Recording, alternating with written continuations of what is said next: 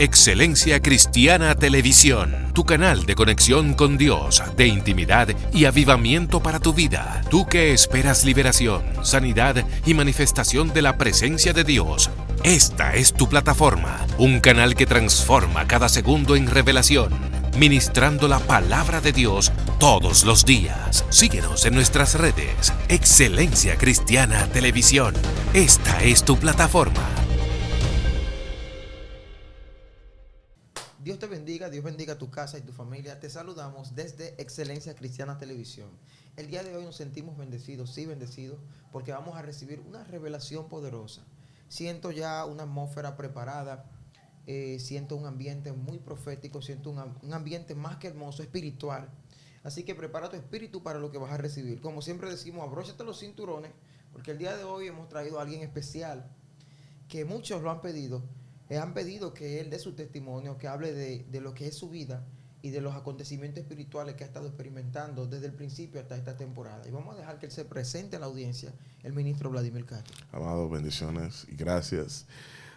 Como bien dices, mucha gente ya la inquietud y querían saber de dónde salgo, de dónde vengo, sí, mis orígenes, etcétera, etcétera. Pero aquí estamos, preparados para eso. Bueno, vamos a empezar esta entrevista de una forma que parece normal, pero no es normal en tu caso. Okay. Por el motivo de que muchos te llaman el nuevo fenómeno de interpretación bíblica. Entonces, ¿cómo es tu niñez? ¿Cómo fue tu niñez? Ok. Bien, yo nazco en la zona norte de Jaina, provincia de San Cristóbal. Nazco en un hogar humilde, ¿no? De una ama de casa, y mi padre era trabajador de el muelle, que en la zona donde vivo tiene el segundo muelle más importante del país. Y no conozco quizá la intríngulis, cómo se conocieron, pero sí, el resultado, míralo aquí, que soy yo. Fue una niñez un poco distinta. ¿Por qué? Bueno, porque yo desde temprana edad tengo conciencia de causa. Aproximadamente de 2 o 3 años yo recuerdo perfectamente cosas que viví. Sí, claro. Mi madre me tuvo, y que realmente quien me cría es mi tía, una hermana de ella, porque mi madre trabajaba y mi tía estudiaba en la Universidad Autónoma de Santo Domingo acá. Y entonces sucedió que mi madre le pagaba la universidad y mi tía me cuidaba. ¿Qué pasa? La gente decía como que mi tía era mi madre, porque realmente ella fue quien nos crió a mí y a varios primos más. Por lo menos hasta ahí, eso fue hasta ese punto, lo recuerdo perfectamente. Ok, ¿qué tan parecido o diferente eras a los demás que te rodeaban? Ok, bueno, tú sabes que cuando pequeño yo tenía lo que se llama la conciencia o la metaconciencia. Es decir, o el pensar dentro. Yo tenía razonamiento de una persona grande. De hecho, mi madre, cuando yo hablaba con ella decía que él parece un hombre. Porque yo tenía 3, 4 años y las preguntas que él le hacía era de una persona ya madura, ¿no? Lo cierto es que él era muy distinto a los demás. Incluso tengo una prima que luego de que ya crecimos, ella siempre me recordaba que decían, mi primo raro. Bueno, porque se debía a que quizá por el razonamiento o el pensamiento que tenía, siempre emitía un concepto diferente al que todo el mundo decía. Y eso, la gente obviamente te iba a ver extraño, raro, diferente, y hasta podía aislarte en un momento determinado. Y eso, y tomo esa parte de ahí, porque parecería ser que el enemigo no quería como que yo viniera a esta tierra, créeme que no. Porque luego cuando yo empiezo a tomar conciencia de causa me doy cuenta de lo siguiente. Digo, yo creo que yo no fui deseado, o en su defecto el diablo intentó hacer algo para que yo no entrara a este mundo. Ok, vamos a una etapa de tu vida donde se puede evidenciar que hay batallas. ¿Cómo fue el desarrollo de tu adolescencia? Ok, fíjate, pero para seguir en el mismo hilo, en el mismo tenor, exacto. Y conectar una cosa con la otra, vengo de una familia idólatra. My God. Yes. Desde pequeño yo estoy impuesto a ver demonios. Eso es lo primero. Sí, aclara algo, no en el ámbito cristiano. No, yo no era Muchos cristiano. piensan que por el nivel de interpretación bíblica No. que tienes, naciste en el Evangelio. No, no. Yo me convierto a los 18 años. Ok. Y luego vamos a llegar ahí. Pero realmente vengo de una familia idólatra y yo veía demonios desde pequeño. Las velaciones, brillé, maní, yo conozco, vi todo eso. Hay algo interesante, los demonios, teniendo como 2 o 3 años de edad, yo veía los demonios hasta en muñecos. Y sobre todo en el lugar donde vivía, porque era un lugar muy contaminado espiritualmente, también tenía desde pequeño, podía verlo. De hecho, mi mamá decía, me decía ya grande, ella me decía que yo era especial. Por eso mismo, porque habían cosas que yo tenía que ella veía, pero que parecería que la saqué a ella, porque yo me parezco realmente mucho a ella, me parecía mucho a ella como esa parte espiritual. Entonces, cuando venía creciendo, llego a la adolescencia, empiezo a practicar béisbol, pelota. ¿Qué pasa? Al empezar a practicar, porque tenía mucha energía, era muy inquieto, Recuerdo que la pediatra, cuando mi mamá me llevaba al hospital de pequeño, le decía, tiene que ponerlo en algún deporte porque él tiene mucha energía. Entonces yo era muy inquieto, muy inquieto, demasiado. De hecho, papá me decía que yo le daba calor al frío. Dios mío, padre, ¿qué es esto? Ya tú sabes, o sea, porque era inquieto al punto tal que yo tenía un juguete, lo abría, lo destapaba para mirar lo que tenía adentro, el mío, el ajeno, óyeme, tremendo. Cuando en la adolescencia, ya que empiezo a practicar el béisbol, me llevan, recuerdo, donde una bruja. Ups. Yo tenía algunos cuantos, 12 o 13 años pues, aproximadamente. Ya yo había entrado recientemente al bachillerato. Yo entré al bachillerato con 12, 13 años, de 12 para 13 años. Recuerdo que esa bruja me dijo, Gasó, me recuerdo, montada en Santa Marta, no se me olvida. Me dijo, Gasó, es que tú eres muy haragán. Recuerdo que me dio algo a tomar, como una especie de piedra pequeña en una cuchara. Okay. Pero era como una especie de resguardo. Bueno, cuando recuerdo que la adolescencia mía fue un poco traumada. Sí. Porque fíjate qué pasa. Mucho bullying, mucho rechazo. Y viviéndolo desde pequeño, entonces cuando llego a la adolescencia, que es una etapa bien difícil, sí. Tú tienes emociones encontradas, sentimientos encontrados. Ahora tú tienes que, tú te preguntas por la vida como más seriamente. Y bueno, y todo sucedió. Pero entonces estaba en la escuela, estaba en el liceo y estaba practicando pelota, estudiaba alguna que otra cosa, porque hacía cursos y eso. Y también trabajaba recuerdo que mi primer trabajo así fue en una tapicería. Eso fue parte clave de mi adolescencia. El béisbol, el liceo como tal, la escuela y la tapicería, recuerdo. Luego dejo la tapicería y sigo jugando pelota porque me paré un tiempo, me paraba y volvía y seguí jugando pelota. Bueno, a los 16 años termino el bachillerato. Aunque era inteligente para algunas cosas, yo nunca fui estudiante meritorio. Era así, mi mamá preguntaba cómo yo pasaba porque yo no estudiaba, pero era como que le tenía la inteligencia de manera innata, ¿no? Okay. Y me recuerdo que en el liceo me volví medio sinvergüenza porque en el liceo yo decía, no, porque es que los profesores aquí yo lo veo como que no toman en serio a nadie. Y desde primero hasta cuarto de bachillerato yo no me preocupaba por nada, yo no. Ok. Para nada. Muy fuerte. Bueno, en ese tiempo, ¿fuiste descubriendo alguna conexión con Dios? ¿Había algún indicio o algo? Ok. Sí. En el tiempo de la adolescencia pasaba algo. Habían unos demonios que me atacaban en la mente. Se le conocen como maldición mental. Ok, explícanos eso. Sí, hay unos demonios que, por ejemplo, le pasa mucho a los que son maestros. Porque son demonios que atacan la mente, pero espiritualmente hablando, atacan el nivel del intelecto. Y ellos vienen y te ponen a maldecir a Dios. Oye. Sí, sí. Por eso mucha gente tiene esa experiencia y ellos no saben qué es eso. Son demonios que van directamente a los maestros. O sea, que una persona que se desvía y fácilmente dice soy ateo o algo así. Exacto. Puede ser que tenga una asignación de maestro en el camino. Exacto. Y está siendo atacado por unos espíritus de maldición mental. De maldición mental. Maldición del pensamiento. Entonces, yo tenía esa persecución constante y sentía siempre una culpa en mi interior.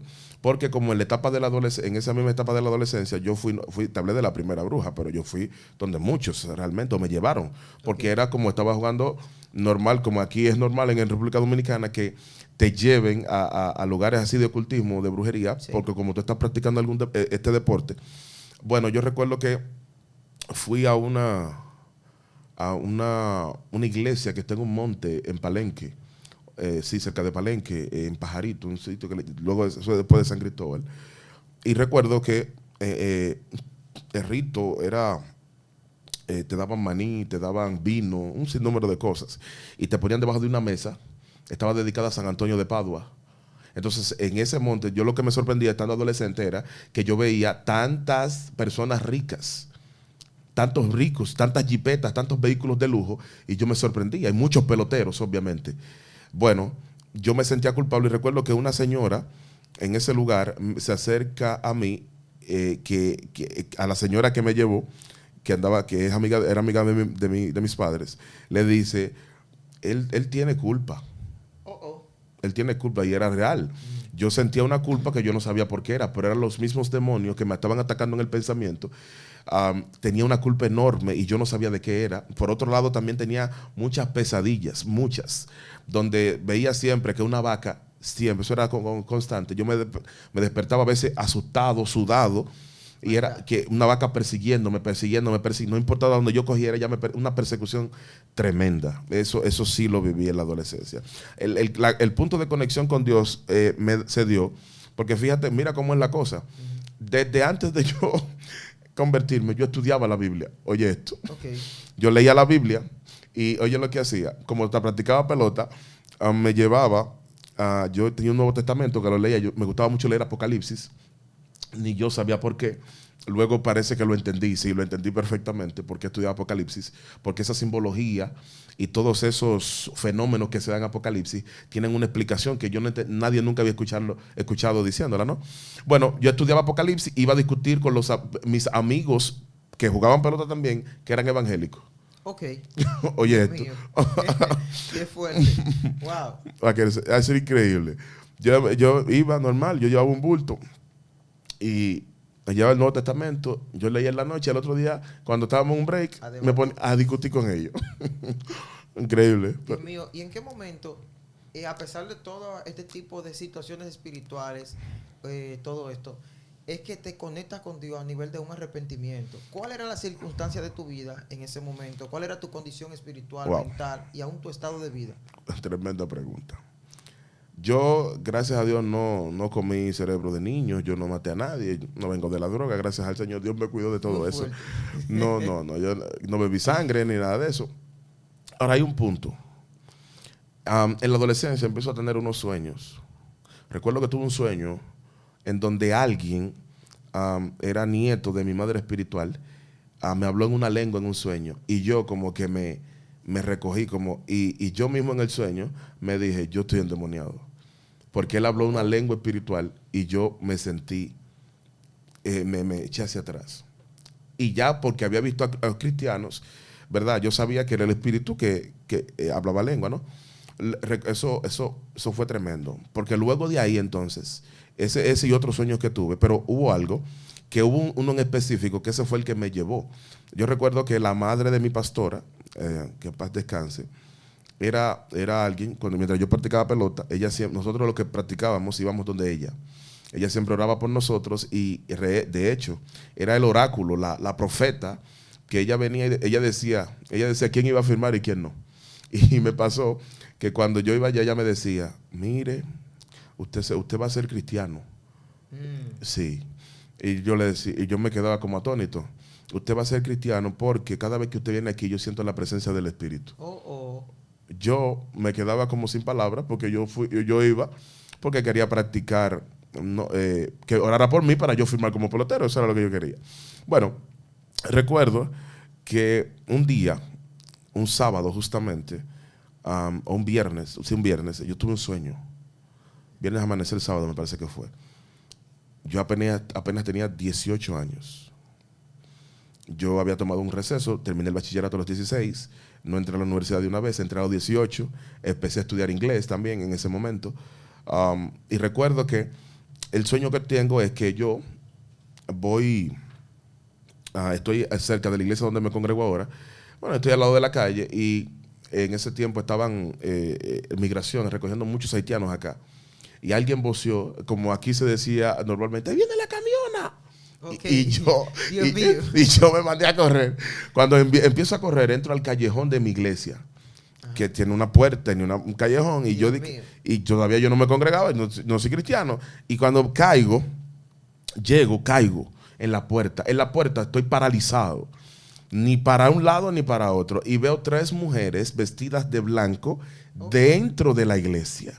Yo dentro de mí, dentro del pensamiento, digo, este tiene que ser el Padre, el Hijo y el Espíritu Santo. ¿Qué pasó ahí? Digo, Dios mío. Pero entonces no podía moverme. Y lo que no quería mirar hacia atrás. Porque entonces, cuando lo que había atrás era, y cuando logré así que mirar, más o menos, o ver, era un dragón negro que estaba volando arriba, botando muchísimo fuego. Wow. Entonces, cuando esa experiencia, yo me levanté asustado. Yo me levanté que no sabía dónde yo, ¿y esto? Pero ¿y esto? Ahora sí es verdad, porque yo había tenido sueños, pero como ese no. Ese sueño me marcó. Y nada, voy donde la señora, doña Chía, y le explico, y le digo, y el esposo de ella, don Ramón, que ellos los dos son los padres de mi pastora, me dice, el Señor te está llamando y te quiere librar de algo. Wow, ¿cuántas indicaciones? Sí, no me convierto ahí.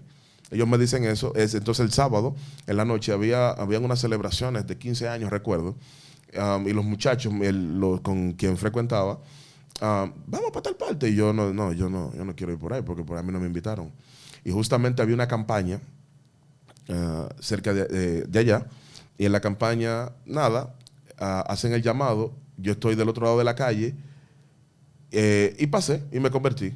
Yo no sé, ya así en automático, no pasó eso fue el sábado, me convertí el día de la campaña. El otro día, recuerdo, fui a la iglesia, le dije a la doña, le dije, mire, me convertí, ay, qué bueno.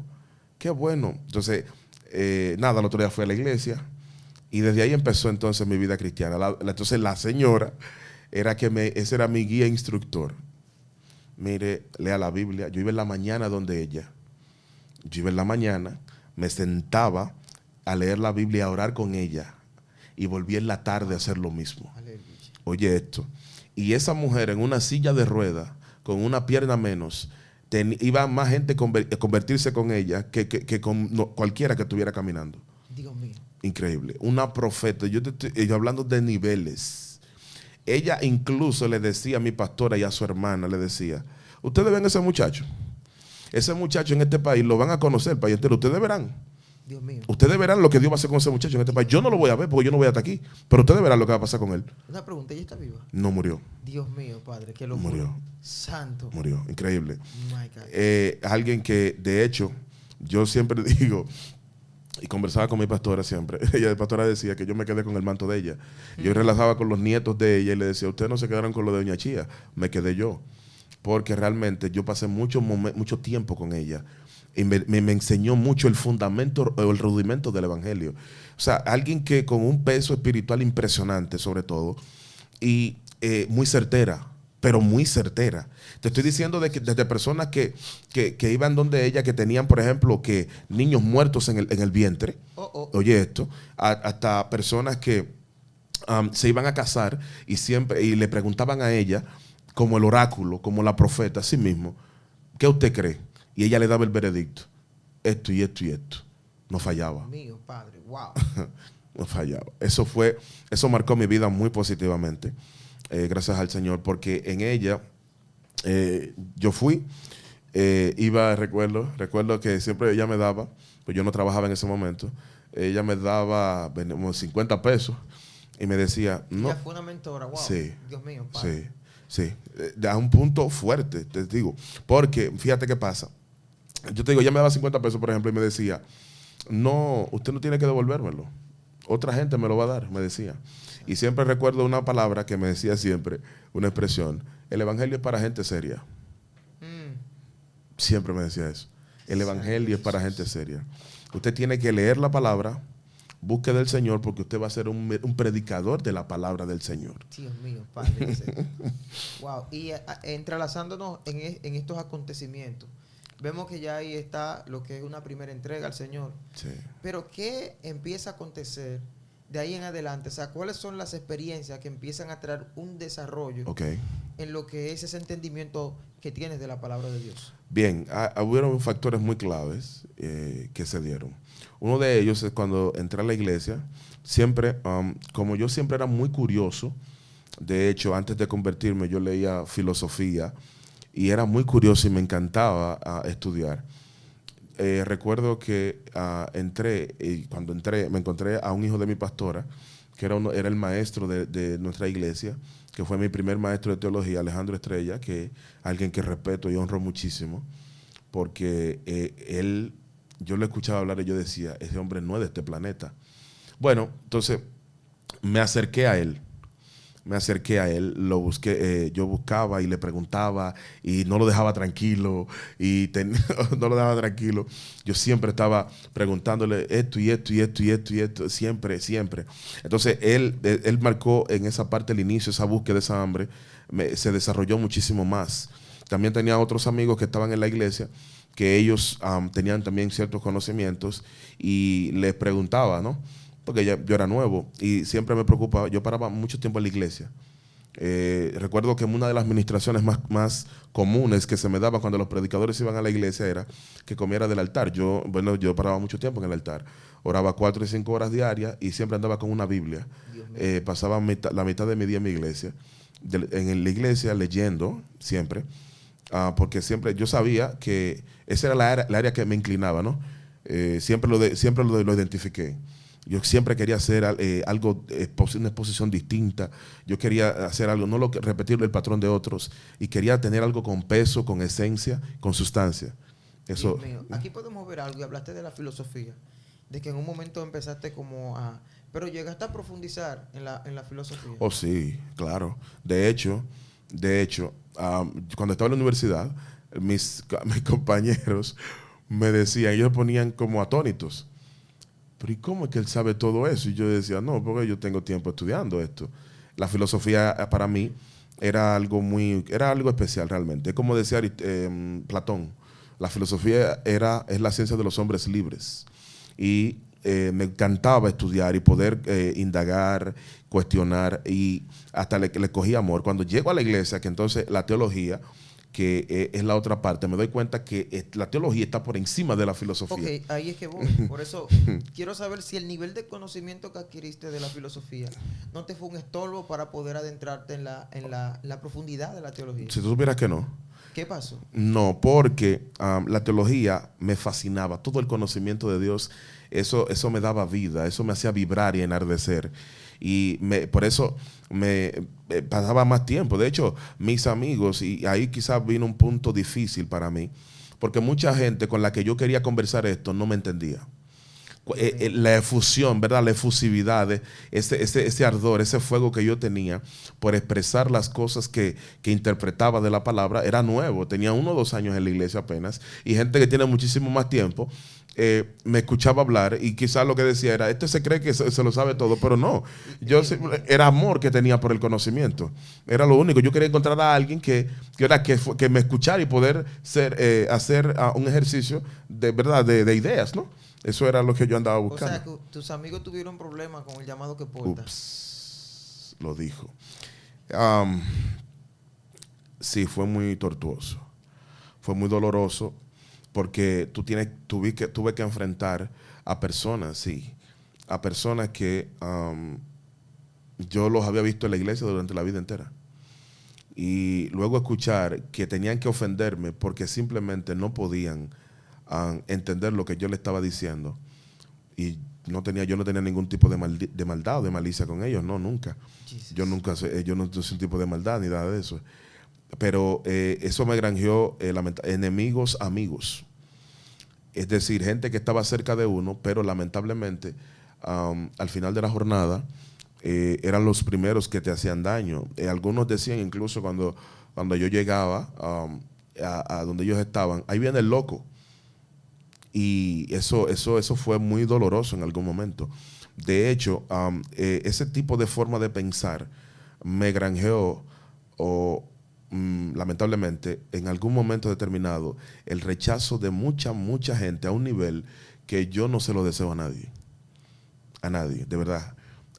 Tú sabes que tú ir, por ejemplo, a donde normal, tú un fin de semana, un domingo, cuando salíamos de la iglesia, tú ir donde lo que tú consideras tus amigos, ¿no? Y ellos darte la espalda. Ellos hacerse como que no te conocen. My God. Como que no te conocen. Si te ven, si quieren algo de ti, te lo pedían, pero en el momento que yo lo que simplemente estaba buscando es relacionarme, hacían grupos aparte, yo tenía que irme con la cabeza hacia abajo. Ok, llegó a haber una etapa de burla. Sí, muy fuerte. Me pasó, recuerdo cuando estaba estudiando inglés, porque yo empecé a estudiar inglés antes de entrar a la universidad. Mi carrera secular es educación, mención lenguas modernas. ¿Qué pasa? Yo empecé a estudiar inglés antes y cuando, lo mismo, o sea, porque yo siempre he sido así. Yo trato, yo hablo contigo, si tengo una cierta relación, trato de participar de lo que yo estoy viviendo. Pero no todo el mundo va a entender eso. Y entonces la burla vino por el inglés, luego vino por la teología, porque en ese tiempo no se podía hablar de teología en República Dominicana. El conocimiento bíblico no era tan avanzado para nada. Entonces el sistema religioso o cristiano no asimilaba eso. Y tú venir ahora, y tú que llegaste en estos días, y tú vienes de que planteando algo, mucho menos, tú sabes. Eso incluso fue devastador ver a líderes principales incluso que te pasaban por el lado y ni siquiera hablaban contigo. Sí, que no. Y la gente te miraba como un extraño. Yo a nadie de verdad le deseo esto. Tú sabes lo que tú salir a la calle y tú sabes que todos los ojos están encima de ti. Ibas a una actividad cristiana, evangélica, y todos los ojos estaban encima de ti. Tú veías a los grupitos que estaban hablando de ti, tú sabes, no era paranoia, era que literalmente, o sea, el centro de conversación eras tú. Dios mío. ¿Y cómo, más que la burla, cómo reaccionaste en aquel tiempo? ¿Y qué hiciste? Eso provocó muchas cosas. Por ejemplo, en algún momento rebeldía. Porque cuando tú ves que tú no tienes ninguna mala intención, pero tú ves que otras personas ni valoran lo de Dios y te desechan a ti de paso. Te menosprecian. O sea, te estoy hablando de algo que era palpable era casi tocable de lo fuerte que era. Literal. En un momento determinado, mi propia familia se volvió loco. Dios. ¿Qué es lo que me volvió loco? Para nada. Era un punto de vista distinto al que todo el mundo estaba, ¿verdad?, planteando quizá. Y como entré a la iglesia, mi familia que no era cristiana no entendía, y todavía los que eran cristianos ni siquiera entendían eso. Pero eso mucho dolor, mucha frustración, mucho aislamiento, mucha soledad.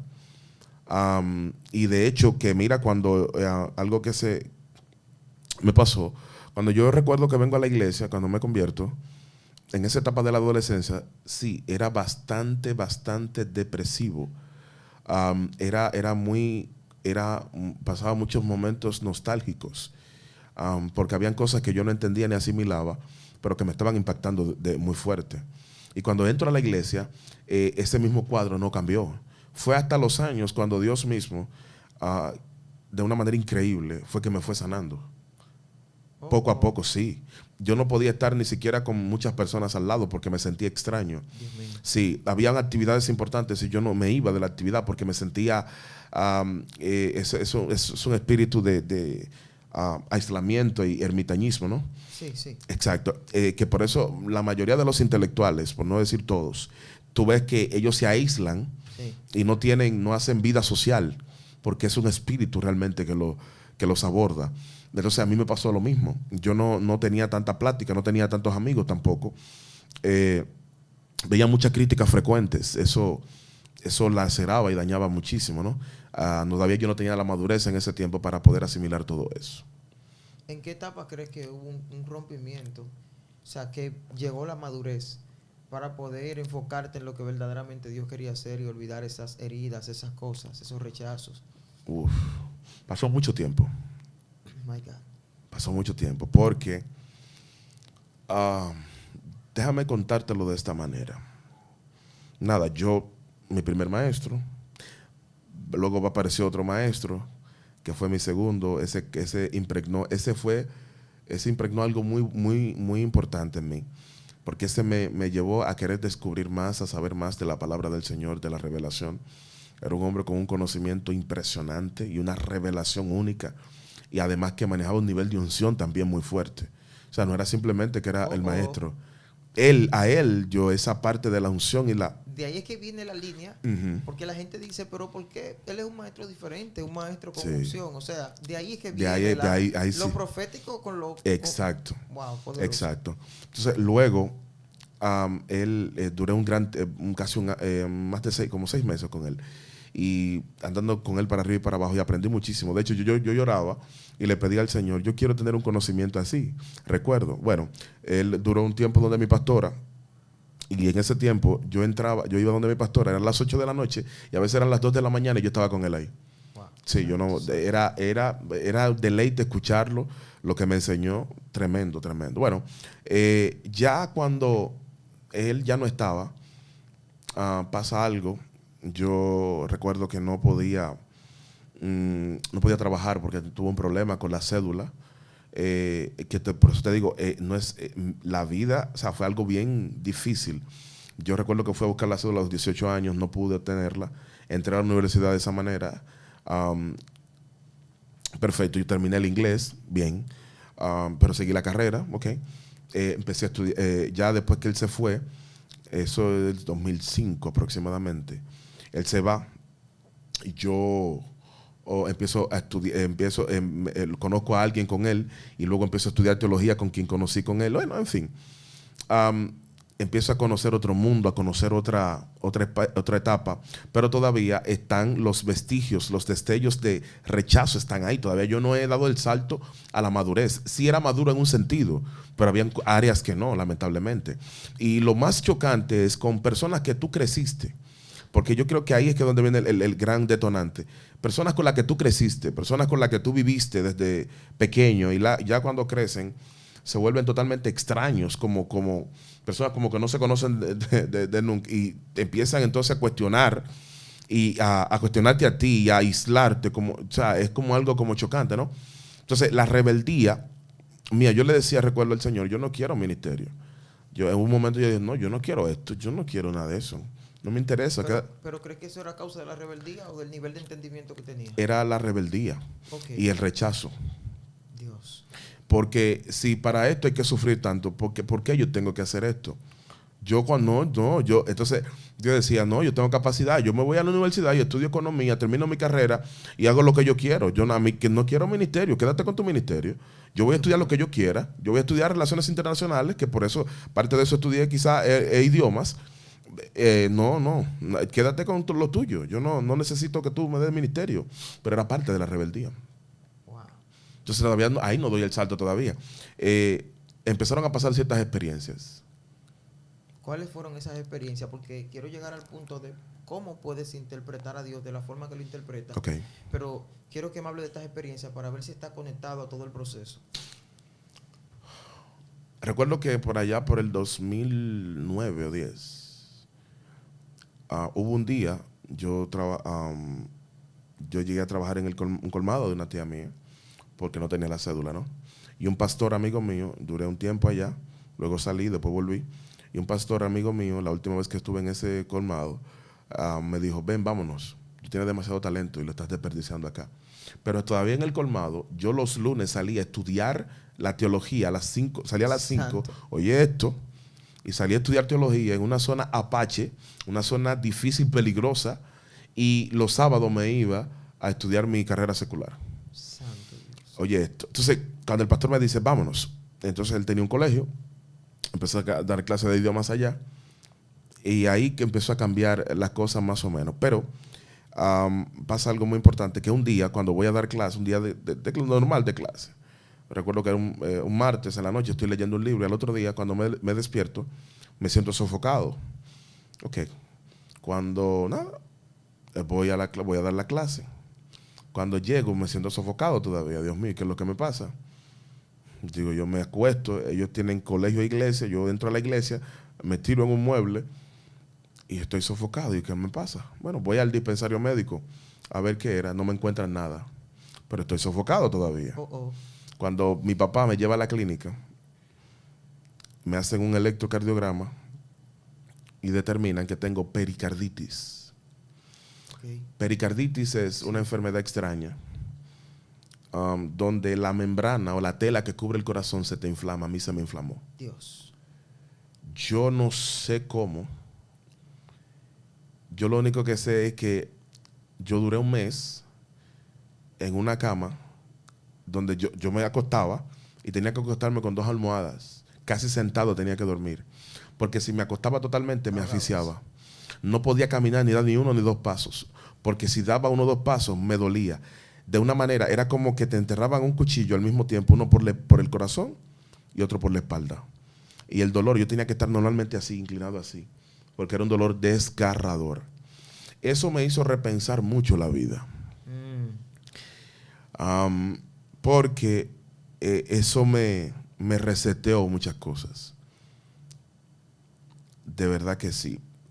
Lamentablemente, eso, cuando llegó esa enfermedad, yo dije, Dios mío, me voy a morir. Me voy a morir. Ya en ese tiempo, mira qué había pasado. Yo me había ido de mi iglesia. Me había ido a la capital a congregarme. Porque me habían ofrecido que fuera pastor juvenil en una iglesia en la capital. ¿Qué pasa? Lo cierto es que esa enfermedad, ya yo recuerdo que fue, eso fue los meses que duré así. Se nota que fue no, fuerte. No fue fuerte. Todavía ahora tú lo estás. Sí, es que, porque, por ejemplo, es que yo estoy diciendo, porque cuando alguien así de mi contextura física, tú ves que se está quejando en el nivel donde algo te jala acá. Y yo recuerdo que un amigo que ya falleció, era que me llevaba al hospital. Yo iba al hospital interdiario. Okay. Recuerdo que me llevó a hacerme electro y ecocardiogramas, que es un lugar específico especializado en la cardiopatía. Y nada, ahí me recuerdo que me daban unas pastillas, me recetaron unas pastillas, y eso me hizo, wow, eso, y ahí fue que yo pude como volver a poco, pero eso fue desgarrador, de verdad, porque ese dolor, yo lloraba como un niño, cualquiera no sabe, era totalmente, no podía estar ni de pie ni acostado, de ninguna forma. ¿Esa situación tuvo algún efecto en tu conciencia? Bastante. ¿Qué pasó? Luego de ahí, yo preocupado, ¿no? Porque un joven al fin, con muchísimos proyectos, muchísimas ideas, cosas que no había materializado. Y no sé si a la gente le pasa esto, pero a mí me pasaba, ya no, gracias a Dios, que la voz de la conciencia no me dejaba tranquilo. La gente quizás no le pone atención a eso. A mí, cuando yo estaba en un lugar solo, fulano, así mismo, fulano, a eso fue que tú viniste a esta tierra. Literal. Dios. A eso fue que tú viniste a perder tu tiempo. My God. ¿Tú crees que fue a eso que tú viniste, que tú viniste a desperdiciar lo que Dios te dio? Fue a eso. Fue a eso. Entonces, eso me hizo pensar bien, aunque todavía yo me considero que en esa etapa no estaba maduro del todo, para nada. Pero sí tenía ciertos destellos y vestigios de que estaba tomando en serio el ministerio en ese proceso. O sea, hay una pregunta que me está quemando en todo lo que estamos viendo de la entrevista. ¿Cómo? O sea, esa forma que tienes de interpretar a Dios, porque este es el punto clave, ¿cómo te diste cuenta que la tenías? O sea, ¿cómo fue el desarrollo de esto? Yo sabía que tenía algo distinto. Siempre lo supe. Lo que pasa es que no lo podía explicar. De hecho, yo estudiaba no para saber más que nadie. Yo estudiaba para descubrir lo que yo tenía dentro. My God. Dios mío. Eso cualquiera no lo entiende. De hecho, cuando logro darme cuenta, ya yo tenía alrededor de 10,000 horas de estudios. ¿Cómo así? Claro, yo estudiaba 8 horas diarias. Santo. No importando lo que yo hiciera, yo pudiera estar en cualquier trabajo. Tenía un hambre incesante por descubrir mi esencia, por descubrir el depósito de Dios en mi vida, que yo sabía que a través del conocimiento era que yo podía hacerlo. Por eso tú ves a muchas personas que ellos tienen algo de Dios, pero ellos no saben el método, cómo descubrir y desentrañar lo que ellos tienen. Yo sabía que el conocimiento era la forma y que indagando, buscando, esculcando, era la manera que Dios había diseñado para que yo me encontrara con el tesoro que Él había puesto en mí. Ok. ¿En qué etapa de tu vida evoluciona ese conocimiento? Eso. Ok. Ya yo tenía, desde que me convertí, tenía rayos, ¿no? Como esos flashes de una interpretación distinta. El problema es que solamente venía ocasionalmente. Es como cuando la gente, a nosotros nos pasa que tenemos algo que un conocimiento intuitivo que viene y nos alumbra en un momento determinado, sí. Pero luego se va y tú te quedas con la sensación de vacío porque no lo manejas. Bueno, cuando pasó el tiempo, yo le decía al Señor, yo le lloraba a Dios y le decía, ya cuando cuando empecé a entender el llamado, yo le decía, yo quiero ser, si yo voy a hacer esto, tú tienes que hacerme alguien diferente. Si yo voy a hacer tu asunto, yo tengo que tener una interpretación distinta a la de todo el mundo. No porque sea mejor, sino que sea la interpretación que salga de ti. Es la interpretación que cuando la gente le escuche, sepa que eres tú que le estás hablando. Yo no quiero ser el tipo que hable lindo, porque hablar lindo cualquiera habla lindo. No, yo quiero ser el hombre, yo quiero ser el instrumento, el puente por donde tu revelación entra a este plano. Entonces, cuando el Señor me permite descubrir y saber que eso se puede, yo me volví loco. Porque entonces la cabeza, la revelación yo la recibía, pero no podía expresarla. Mis amigos no me entendían, mi familia no me entendía, nadie me entendía, absolutamente nadie. Uno o dos de las personas con las que yo me codeaba, era que más o menos, había uno en especial que él me decía siempre, él me decía, ¿tú ves eso que tú estás enseñando? Eso hasta en China lo van a traducir. Sí. Porque hay gente que va a querer escuchar eso. Sí, él me decía eso siempre. Muy poca gente quizás me alentó, porque la mayoría lo que hacía era que me detractaba, pero muy poca gente me alentó. Muy poca. Entonces, de las pocos que me alentaban, decía, mira, tú eres distinto, tienes algo de Dios. No, imagínate, un ambiente como el nuestro y donde, sobre todo, nosotros como evangélicos no estamos impuestos a ver a maestros trascender, Dios mío, sino a otro tipo de ministerio. Ok, tú puedes definir esa parte sin miedo de eso que pasa, de que no trascienden casi los maestros, sino otro tipo de ministerio. Ok, sí, lo que pasa es que los maestros cometieron un error. ¿Cuál fue ese error? Los maestros se dejaron relegar a un papel de escuela bíblica. Y en septiembre, cuando hay campaña de escuela bíblica en el mes de la Biblia, es que ellos salen a flote. Dios mío, Padre, que sea. Ellos mismos fueron los culpables, en un sentido. El segundo punto es que la iglesia sabe que prioriza un ministerio sobre otro. Sí. Entonces, al no saber, al que no conoce sus orígenes, al no saber, ¿verdad?, de dónde vienen las cosas, no puede hacerlo, ¿verdad?, efectivamente. Entonces, por ejemplo, Jesús viene a la tierra, pero Jesús, el ministerio que más ejerció fue el de maestro. Muy fuerte. Increíble. Pero nosotros, oye esto, nadie anhela ser maestro y Jesús fue más maestro que otra cosa. Dios mío. Así era que le llamaban. El maestro. O sea, increíble. Fuerte. Dios mío. Increíble. Pablo, ¿qué era? Dios mío, Padre, ¿qué es esto? O sea, de los dos hombres más trascendentes del Nuevo Testamento, Jesús y Pablo fueron maestros. Hello. Te voy a hacer una pregunta atacante. A nivel nacional e internacional, ¿qué crees que ha pasado verdaderamente con el ministerio de los maestros? Al diablo se le dio bien luego de la reforma protestante. ¿Por qué luego de la reforma? Porque la reforma, que no es ninguna reforma, sino una subdivisión de grupos religiosos. Eso vamos a tener que hablarlo después. Claro, no hubo ninguna reforma porque la Iglesia Católica nunca se reformó. Pero la reforma lo que dio fue el libre acceso a que cada cual pudiera interpretar la Biblia, número uno. Número dos, dio acceso a que a cualquiera pueda ejercer un ministerio sin saber si está avalado por Dios. Estoy hablando de los aspectos negativos de la reforma. Por otro lado, entonces, el maestro debió ser una figura principal dentro del contexto de la iglesia. ¿Por qué? Bueno, porque si tú hablé de Jesús y de Pablo, ok, sí, pero hay otro punto. El problema es que hay cosas que solamente van a entrar en este plano por un maestro. Me explico.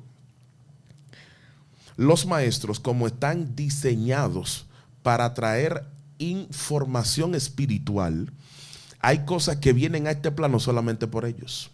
Si no es un maestro, no la va a traer. Hay cosas que ni un profeta la va a traer, con todo y su nivel elevado. La tiene que traer un maestro, sí, porque habían profetas y habían maestros proféticos. Son dos cosas totalmente distintas. Una cosa es el profeta, el Nabit, y otra cosa es el Nebúa, el maestro que enseñaba, el profeta que enseñaba. Dios mío, Padre. Entonces, en ese sentido, tú tienes a Daniel, por ejemplo, que dice que los entendidos se resplandecerán y los que enseñan la justicia, ¿cómo así? Los que enseñan. Es decir, que Daniel está hablando de una categoría de maestros. Entonces, cuando tú entiendes el concepto de maestro, algo que el Señor me puso a mí en el corazón y lo voy a hacer, ¿no? Es un concepto que se llama de vuelta a la maestría. Okay. ¿Por qué de vuelta a la maestría? Porque hay que traer enseñanzas, el tipo de enseñanza que sirven de base y plataforma. Cada vez que un gobierno va a hacer reforma, ¿tú sabes dónde va? Al plano educativo, donde los maestros. ¿Por qué? Ay, Dios mío. Ok. Eso tiene que llamarnos la atención. Acabas de iluminarme en un problema bíblico, y es que cuando dice que el pueblo perece por falta de conocimiento, parece que ya había problemas, claro que había sí. carencia de maestros proféticos. Claro que sí. Porque tú estás hablando de que hay, en el ámbito aquí bíblico, dos tipos de maestros. Y claro, porque hay maestros y hay maestros de maestros.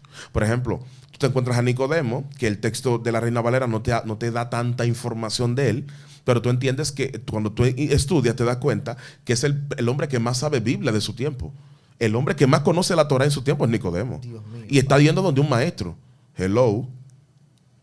Tienes a Gamaliel, que está en el concilio, se para en Hechos 5, es otro maestro. Tienes a Simeón, que presenta a Jesús en el templo, es otro maestro. Hello. Pero hay una diferencia, porque vamos a decir, por ejemplo, Gamaliel era maestro, pero Jesús también era maestro. Claro. ¿Y qué diferencia de maestro era? Entre Gamaliel y Jesús no hay ninguna diferencia realmente. Okay. Porque Gamaliel era el jaján. Okay. ¿Qué es un jaján? Tendríamos que tomar un programa nada más para eso. Pero por ejemplo, en Israel, en el tiempo de Jesús, habían 5 clases de maestros. ¿Cuáles? No lo voy a mencionar todo. Voy a hablar del jaján. El jaján es el sabio. El sabio. ¿Por qué se le llamaba jaján? Viene de la misma raíz en arameo que la palabra médico. Porque había médicos de enfermedades y había médicos del alma. El jaján es el médico del alma, que es lo que Jesús hace. Okay. La tradición dentro del rabinismo decía que cuando venga el Mesías, él va a ser un jaján. ¿Por qué? Porque él va a ser un sabio. Hello. Oye esto. Entonces Jesús, ¿qué es lo que tiene? Un nivel de sabiduría superior a las de su tiempo. Por eso Nicodemo está yendo donde él. Nicodemo probablemente sale más Biblia que él, pero el nivel de revelación que tiene Jesús es muy diferente. Ahora está destapando algo más fuerte. Porque entonces al tú decir que hay una situación con los maestros, sí, estamos diciendo que por eso es que hace falta los sanadores del alma. Claro que sí. Y por eso están habiendo tantas situaciones en la iglesia. Es que el evangelista no sana el alma. El evangelista trae a la persona. Dios mío. Es el que trae a la persona del mundo. El maestro es quien lo sana. Es que la enseñanza es que sana. Si no hay enseñanza, no hay sanidad. Bálsamo. Dios mío. Yes. Ese es el punto. Entonces, nosotros tenemos un problema. Tenemos muchas prédicas, pero muy pocas enseñanzas. Wow. Peor aún, las enseñanzas que hay no son del Espíritu. Por eso no sanan. Cuando una enseñanza es del Espíritu, va a hacer vibrar al alma, calibrar el Espíritu y transformar la mente. Si eso no sucede, la enseñanza no es del Espíritu. Muy fuerte. Mira, esto está poderoso. Y quiero decirte que hoy en día tienes una revelación, una interpretación muy fluida de la palabra. Te quiero hacer esta pregunta para cerrar. ¿Dónde te ves en un futuro con este nivel de revelación? ¿Cuáles son los planes? ¿Qué vas a hacer con esto que Dios te ha entregado? Ok. Aquí vamos a hablar de otra categoría de maestros y te lo ligo una con la otra. En Israel, y lo que quizá mucha gente no ha desentrañado, y está ahí en el texto, ¿por qué Jesús saca demonios? Un maestro que saca demonios. Ok. ¿Cómo un maestro está sacando demonios? Bueno, porque él está llevando a cabo una asignación única. No había rabinos que sacaban demonios. Sí, pero este rabino en específico, Jesús, Te está metiendo profundo. está enseñando un nivel distinto. Y con esto cierro, para decirte dónde me veo en un futuro, que es la línea que me compete a mí. Hay que enseñar guerra espiritual porque se ha enseñado mal por muchos años. 1. 2. Hay que sanar el alma. Entonces, Jesús vino precisamente con esas 2 funciones. 3. Hay que despertar esencias. Dios, ¿qué es esto? Hay esencias que están dormidas. Yo creo que vine a esta tierra a esto. Agitar esencias que estaban dormidas, paralizadas. Dios entonces tenía que mover, y fue lo que pasó con el Señor. Y yo me siento muy identificado con esa parte. Dios. Despertar esencias que ellas no saben quiénes son. Dios mío, mira, siento la presencia de Dios aquí en este lugar. Amén. Porque soy testigo de lo que Dios hace a través de las explicaciones que das. Y quiero hacerte una pregunta. ¿Por qué a través de una enseñanza de la palabra se puede materializar una presencia en el ambiente? Déjame decirte wow. algo. Te hice la pregunta. Tremenda Ahora pregunta. guarda la respuesta. Porque un día estábamos hablando usted y yo de resonancia límbica. Oh, Y empecé a sentir que se empezó a materializar lo que el hablábamos. ambiente se electrizó. Y entonces dije, ¿por qué está pasando esto si he escuchado maestros hablar de la palabra, maestros? Hablar de la palabra y muchas veces no siento esto que está aconteciendo. Y no eran palabras emotivas las que estabas utilizando. Estabas utilizando el texto sagrado, la Biblia. ¿Por qué pasa eso? La primera razón es que eso pasa cuando la revelación viene del Espíritu, número 1. Número 2, pasa con los maestros proféticos. No son proféticos porque te dan una palabra de adivinación del futuro, no. Lo que lo hace proféticos es que ellos tienen la capacidad de pulular, de subir y bajar dentro del contexto profético, se conectan en el nivel profético y por eso traen la revelación abajo. Lo explico. Dios mío. Es que como maestros al fin tienen el depósito del Espíritu para conectar con los altos niveles de la revelación. Por lo tanto, ellos la traen y la materializan. De hecho, por eso yo entiendo que los maestros, lo que ellos explican no es una palabra, es un poder espiritual, es una revelación, es una semilla de vida divina que viene cubierta a través de una palabra. Dios. Pero no es una palabra simplemente. ¿Por qué yo sé que no es una palabra? Porque cuando tú oyes que la gente te dice, no, es que lo que tú dices me llena, me cambió la vida. Hay problema en ese término, porque una palabra no llena. No llena. Entonces está pasando algo Detrás de la palabra. ¿Y cuál es la intríngula y cuál es la esencia que debe encontrar un maestro para llegar a este punto? Tiene que educarlo el Espíritu. Si el Espíritu no lo educa, eso no tiene que ver con intelectualismo. O sea, que un maestro puede estar educado en la palabra, pero en los estudios, perfecto. pero no educado por el Espíritu. Exacto. Ya en la otra sí voy a hablar de esa parte, cómo me educó el Espíritu. Dios mío, Padre, señores, vamos a dejar esto aquí, pero te voy a pedir algo. Necesito, antes de irnos, una oración por estas personas que están viendo aquí y tienen comezón de oído. Quizás no son maestros por no tener el título, pero tienen el llamado. Man. Y no han iniciado, no han abierto el libro todavía con la guianza del Espíritu y necesitan necesitan conectar con el Espíritu para poder interpretar de esta manera. Amén. Padre, gracias. Gracias, Jesús. Abacadosh, Padre Santo, te damos toda la gloria, toda rabá, todas las gracias. Dios mío, hablamos con personas en este momento que tienen el oído profético, Dios mío, cerrado. Y por eso ellos no pueden oír lo que tienen que oír, no pueden escuchar lo que tienen que escuchar. Es que están paralizados el enemigo se le ha hecho fácil cerrar, bloquear, obstaculizar sus sentidos. En el nombre de Jesús, sentidos espirituales, sentidos del alma que se destapan, sentidos del espíritu, sentidos del ser. En el nombre de Jesús, le estoy hablando a esencias que estaban paralizadas, dormidas. Le estoy hablando a espíritus que estaban retraídos, cohibidos, que estaban escondidos, espíritus que estaban en oscuridad, pero que la luz del Señor en este momento irrumpe en tu vida, disrumpe todo tu esquema diabólico, diablo, y le establece en el nombre de Jesús en el lugar donde ellos deben estar, para honra y gloria de tu nombre. Amén. Amén. Wow, Dios mío, este está poderoso. Son demasiadas las preguntas, el tiempo, pero gloria a Dios, porque hay muchos misterios, hay muchas cosas que destapar. Este hombre, la gloria de Dios, el Señor le ha dado una revelación, un conocimiento. Así que prepárese para otra entrega de lo que es la vida de este hombre de Dios. Esto fue otra entrega de Excelencia Cristiana Televisión en tu segmento Testificando con Excelencia. Y recuérdate, como decimos en Excelencia Cristiana, primero suscríbete al corazón de Dios y luego suscríbete a Excelencia Cristiana. Dios te bendiga. Excelencia Cristiana Televisión, tu canal de conexión con Dios, de intimidad y avivamiento para tu vida. Tú que esperas liberación, sanidad y manifestación de la presencia de Dios. Esta es tu plataforma, un canal que transforma cada segundo en revelación, ministrando la palabra de Dios todos los días. Síguenos en nuestras redes. Excelencia Cristiana Televisión. Esta es tu plataforma.